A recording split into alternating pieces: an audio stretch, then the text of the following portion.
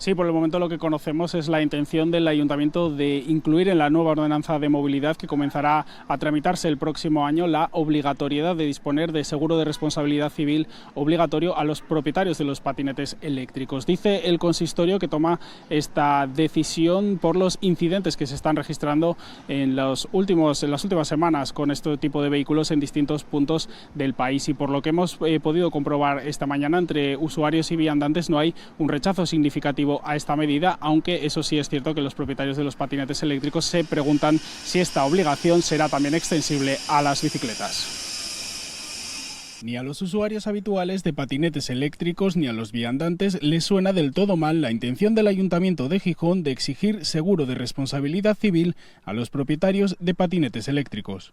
Si no queda otra, si es obligatorio, sí. Si no, pues no, pero si es obligatorio, pues claro. Que es una cosa buena, claro. Que tuviera un seguro como todo el mundo, como tenemos que tenerlo por el perro y por otras cosas. Lógico.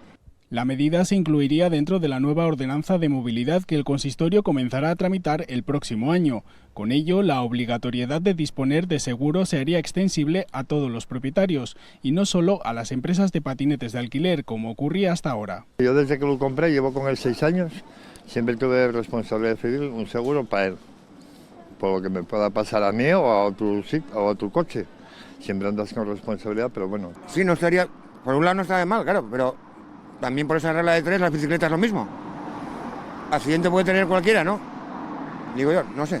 El texto que se elabore tratará de unificar criterios con la DGT y la Federación Española de Municipios y Provincias.